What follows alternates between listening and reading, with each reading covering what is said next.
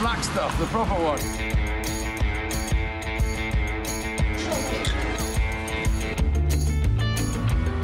Still can't find the entrance.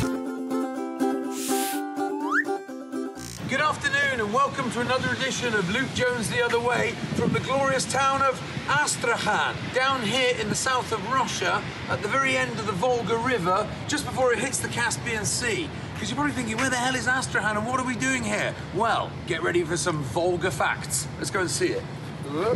Slide away.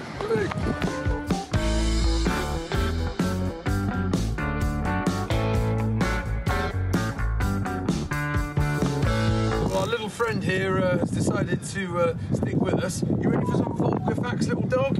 All right, now, the Volga, here it is. It's actually frozen at the moment, so we could jump on it, but even I'm not going to take things quite that far. The Volga is the longest river in Europe, about 3,500 kilometers. Volga, interestingly, translates as wetness in a lot of Slavic languages. Not surprisingly, because it's a river. The Volga, as I mentioned, starts just north of Moscow, west of Tver, goes over the top of Moscow, through Yaroslavl, where I studied in the early 90s, just thought I'd throw that one in, Cheboksary, then to the Tatar city of Kazan, then it does a loop around, goes through Ulyanovsk, Samara, Saratov, Volgograd, which is named after, and down here to Astrakhan, just before emptying into the Caspian Sea. And that's this beast of an icebreaker churning through the middle. Look at that.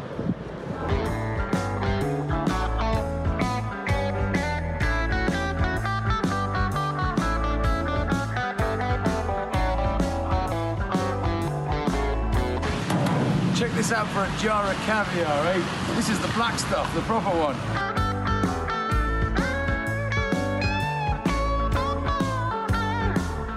Astrakhan's most famous export, not surprisingly, is caviar, given where we are on the Volga and right on the Caspian Sea. And there's a fantastic fish market, so we've been told, and we're in the middle of a residential area. We've been looking around for it for ages, and I think we've found it. That's right. It's in that innocuous-looking building over there. Come with me.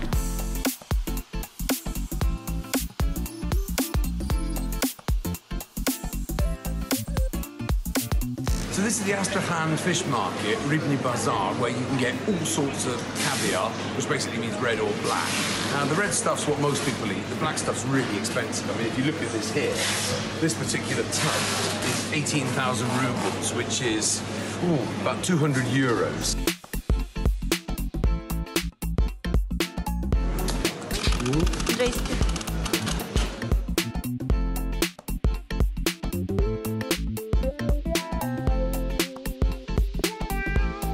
Most of the buildings you see in Astrakhan are high-rises built during the Soviet era, but there's still a few examples of some old wooden ones here.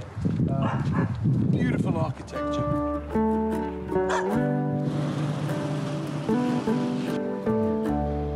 Now here's a contrast of Astrakhan.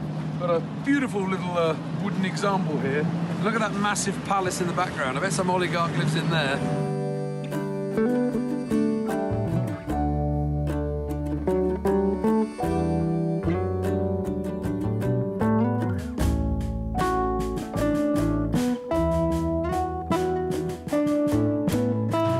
Example of the contrast of Astrakhan.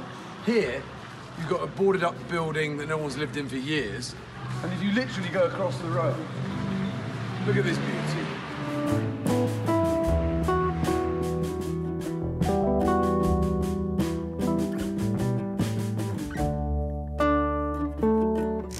Now, if you're wondering what these dudes behind me are doing, sitting on the lake, they're actually not drilling for oil, they're fishing.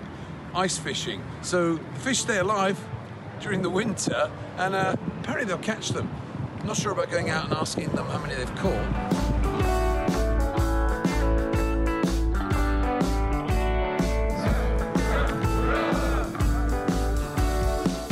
After all that walking around, I decided to warm up with a couple of nice cold beers. Apparently Mindau's the best place in town.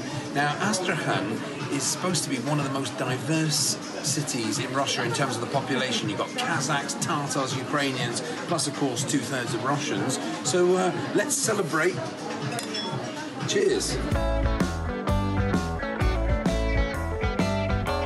When in Astrakhan, do as the locals, order a fish, and it comes with chili.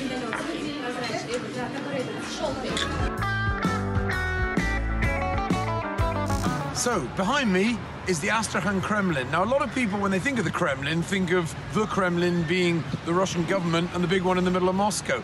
There are actually dozens of Kremlins. Not all of them have remained intact. This is one of the better ones, and I think it's the furthest south. Now, the Astrakhan Kremlin was built in the 1580s, finished in the 1620s. It's been restored a little bit. I came here about 8 years ago, and there was scaffolding all over the place, so hopefully when we go inside, it'll be lovingly restored. The whole point of Kremlins is they're made to make it difficult for people to get in, but I'm not sure if that applies to tourists as well, because we've been wandering around and still can't find the entrance. So let's follow.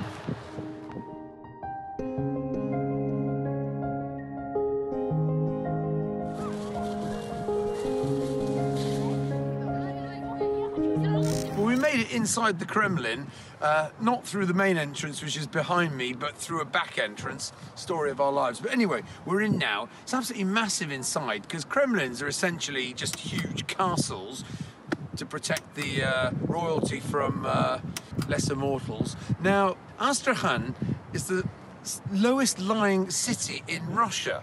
Okay, it's about 28 meters below sea level, which luckily we're far enough away from the Caspian Sea to not get submerged. Now, Astrakhan itself dates back to 1558, but the town was on the caravan and water routes, so part of the Silk Road. Tamerlane trashed it in 1395. Ivan the Terrible captured it a few centuries later, but it's all nice and peaceful today. So let's go for a wander around the grounds in the snow.